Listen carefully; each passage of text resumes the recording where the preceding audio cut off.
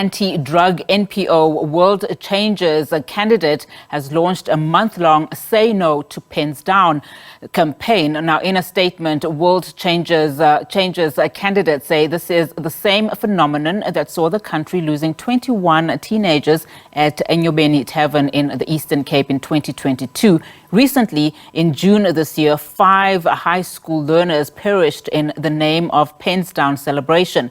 Now, to discuss this further, we're now joined in studio by Lucas Mahlakgane of NPO World Changers Candidate. He joins me now in studio. Thank you so much, sir, for your time this afternoon. So, how widely accepted has your campaign been in terms of Say No to Pens Down? And perhaps talk to us about your concerns around these celebrations that we normally see, following matriculants having written their final exams. We know, of course, it also happens around June, but predominantly it happens around this time. It's been 12 years or 13 years of schooling, and this is when they want, to relax and unwind. But of course, there are concerns around some of the parties that are held around the country. Onati, thanks very much, and thanks for having us, and thanks for inviting us to elaborate on this issue. It's a pity that the data on the issue about the Pens Down, the negativity of it is not well covered. I can tell you now, without a fear of doubt, that after every Pens Down night, you could go into every township, every town, you would find incidents that happened in there. They're not covered.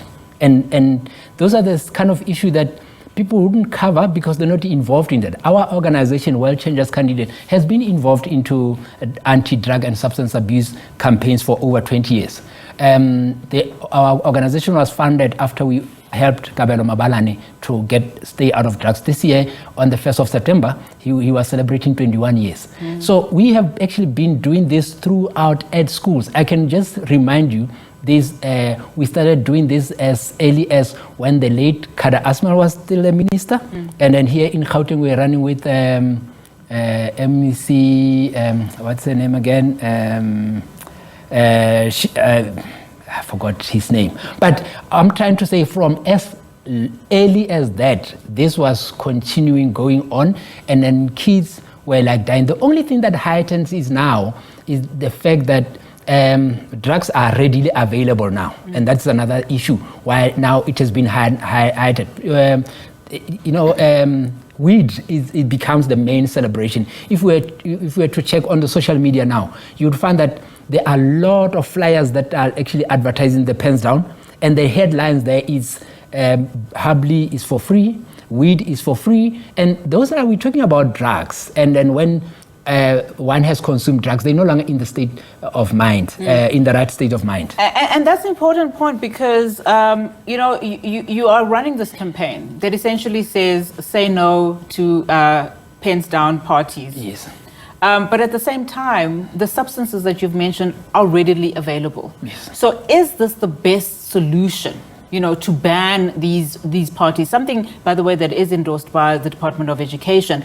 Is it the best solution? What other alternatives could we be looking at? Because alternatively, what you could find is that you would be breeding underground parties that will take place in any event. Let me say this to you. As World Changers Candidate, we've got a solution. We assisted the school in Leondale High that the kids, there are over 800 kids, through a party with weed in the school. As we speak today, they are the leading activists in that. And then they're coming up with a lot of other activities. There are a lot of activities. We don't even have to have parties. There are other activities that kids can get involved in. The kids that I'm talking about from Leondale High School now, they're actually going into communities, talking to their peers about drug and substance abuse. We just launched the campaign on Thursday, the 30th now. And they were the ones that were like driving the campaign and coming up with all the solutions. It's just so brilliant because they are the ones that have been assisted, so they've got the experience. Now they are going into the malls. They actually fundraising for the organization, for World Changers Candidate, to say, listen, assist this organization because it has assisted us. So one of the kids was actually just questioning to say, why are we making so much noise promoting this thing? Because people have been completing matrics and celebrating the completion of their matrics for years. There has never been this phenomenon. The reason why we actually we say no to, it's because it's becoming a phenomenon that's uncontrollable. And the other thing that I must raise is that there's no more parenting now, that I can assure you. And I'm talking that from experience, from the data that we have. Kids don't ask parents that they are going out. Kids tell parents that they're going out. The parents have to make sure that they fundraise. I mean, when at this pens down, kids are spending a lot of money. So where do they get that money from? Because they're not working. So there's no more parenting anymore. That is why everything has just gone loose. And it's a subject that is very... And I wanted to say that, I mean, I remember the Leondale story. I think it went viral on social media, seeing children just consuming substances in school uniform, in school premises. It's a phenomenal case study, I would say. Is it possible that something like that can then be, because I mean, it's an achievement, it's a success story, could be implemented across all provinces? Because what I can tell you now, as you say also, it's a phenomenal that now that these parties are becoming what they are, but they will find ways in which to have them going forward. And that is unfortunately how children are. I mean, earlier I said that these are children that have been in formal school for 13 years. They need some form of de-stressing. So how do you then, have safe spaces for children to have these parties? Is that not an option at all? No, I want to tell you also, I just want to go back to referring this example. The idea is not really to modify the behavior of the kids, it's to change the hearts. So the school that we're referring to, the kids on themselves, because now they've learned about the danger of drugs and substance abuse. They've learned about the risks of attending these parties, knowing that some get raped. There's a lot that happens after those parties. So when you don't modify behavior, you deal with changing of the heart, the kids then to realize that it's for their benefits. And once it's for their benefit, they automatically do what is good for them, for their future. We're saying to them, you know what, enjoy your youth without destroying your future. It's as simple as that. You mentioned parents, parents not taking charge.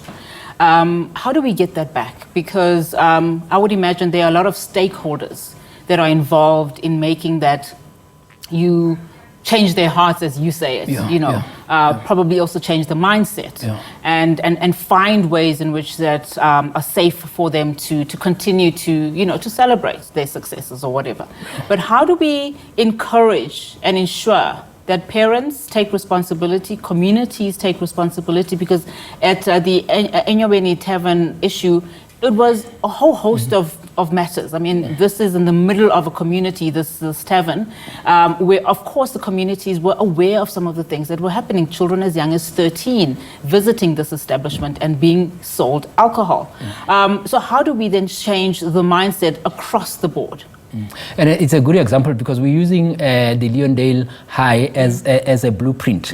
At Leondale High School, our organization was invited by the parents, the school governing body, the teachers, and the learners themselves, because everyone just said, listen, we need help, we need some kind of an intervention. That's how our organization got into the school, because it was invited because at that time the threat was that the kids need to be suspended, and everyone, because at that time, was scared. Parents were scared that our kids, I mean, we saved kids at that moment that almost committed suicide because they were seen on the video, and now everybody's talking about them. You can imagine if your kid now is on the video smoking, and you get your family and relatives all over the country calling you and saying, listen, don't ever come with your kids here anymore because it's going to influence our kids now anymore. So this parents themselves were stressed, kids were stressed, so it was an opportunity for saying, listen, we need help. That's how we got into the school. So to get the parents to get involved, unfortunately in South Africa, every time something drastic has to happen. I mean, we are available, we can go into all the schools, but it's so difficult because the department wouldn't just allow anyone and everyone to go into the school as well, because then there is like some kind of a protocol that you must go through in that. Well, as our organization, we've gone through all the vetting processes. You have to work with the kids at school, you have to go through the child protection unit. They can vet you and say, you are good to deal with the kids. But we need when we have meetings, we have meetings with the school governing body, we have meetings with parents. parents get educated about this whole thing as well. But we also say, take charge when we can only do this much. But one of the things that we do when we do interventions, we bring the parents, the relatives, and the kids as well. So you can't do an intervention by isolating the kids. So you have to bring everyone on board to have a success story. And I know that one of the channels of communication is also through music that you have adopted. You've got CDs that are sitting in front of you right there talking about, probably the best way to communicate with teenagers. But just talking about communication and instilling this messaging, when should it begin? Because talking to grade 12s now, it's probably too late. So when do you start engaging schools? When do you start engaging young people?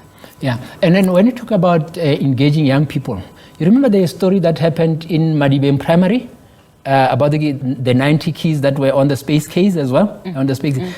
We engaging kids at low as primary level. That is where actually the whole bullying starts, and that's why you see now there is a rate of kids committing suicide. Coming to the music, we were very fortunate that in 2016, when there was this incident, even here with one of the board members at SABC, Hope Zinde, and then we partnered with the SABC and we got access to Busha Samuels, who was then recording Movango at that time. She volunteered to be part of World Changers Candidate as an activist. She has been an activist ever since 2016. She's the one that goes and talk to the kids.